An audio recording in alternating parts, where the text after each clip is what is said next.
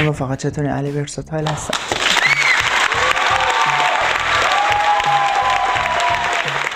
خب بالاخره رسیدیم به سومین و آخرین گروه اصلی مواد غذایی، یعنی چربی. بچه این چربیه.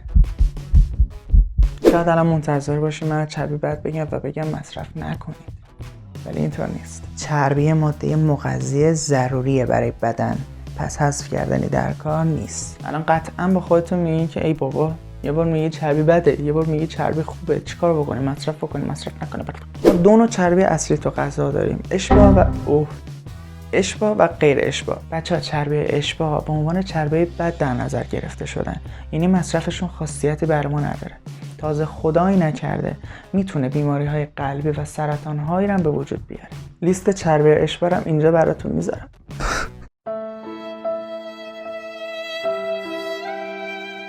و اما چربی‌های غیر اشباع جزو چربی خوب در نظر گرفته شدن و خطری برای ما ندارن، در صورتی که بیش از حد مصرف نکنید که به مازاد تبدیل بشه. یه چیزی بهتون بگم، چه چربی خوب چه چربی بد، اگر بیش از حد مصرف بکنید تو بدنتون به عنوان چربی بد ذخیره میشه، پس حواستون باشه. این لیست اسامی هم که این ور یا این ور گذاشتم جزو چربی خوبن، پس ازشون غافل نشین.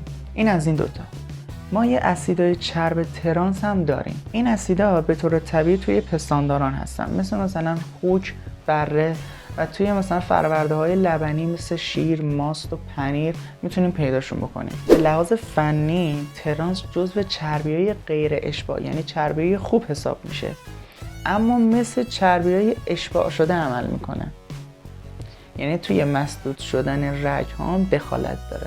چرا ترانس اینطوریه و کی این اتفاق برای ما میفته؟ زمانی که بیش از حد مصرف بشه. چربی اشباع یعنی چربی بدن میتونین مصرف بکنید، البته به سیستم بدنیتون مربوط میشه، مثلا دیابتی چیزی نداشته باشین، مشکلات چاقی، قند. اما افراد فعال و لاغر میتونن با خیلی راحت تری مصرف بکنن، اما بازم به اندازه. اگر بیش از حد چربی اشباع مصرف بکنی باعث بروز تصلب سرخرگ میشه، یعنی اینکه در دیوارهای عروقتون رسوب‌گذاری چربی اتفاق میفته، خونتون هم لخته میشه که همشون همون بیماری‌های قلبی به همراه داره. چربی‌های غیر اشباع یعنی چربی خوب این مشکلات و خطرات برای سلامتیمون ندارن، اما بازم به اندازه مصرف بکنید. بچه حواستون باشه محتوای کل چربی غذای ساده موضوع نگران کننده ای نیست. چیزی که حائز اهمیته کل چربی دریافت در روز و نوع چربی که مصرف میکنیم. دو تا کار اشتباه اگه انجام بدیم چربی به راحتی تو بدن ذخیره میشه. یکیشو که گفتم، اگر چربی خوب یا بد و بیش از اندازه مصرف بکنیم به عنوان چربی بد تو بدن ذخیره میشه. دوستانی هم که تحرک ندارن و غیر فعالن حواستون به مصرف چربیتون باشه، مخصوصا نوع چربیتون. شما خیلی راحت تر میتونین چربی ذخیره بکنین. خب بچه‌ها این بخشم تموم شد. امیدوارم که تونسته باشم واضح توضیح بدم. خیلی روی این تمرکز دارم که یه وقت اشتباه نکنم. لطفا نظراتتون رو توی کامنت برام بنویسین، چه در مورد ویدیو، چه در مورد کامنت ها و چه در مورد آموزش. دمتون گرم که تا اینجا ویدیو با من بودین.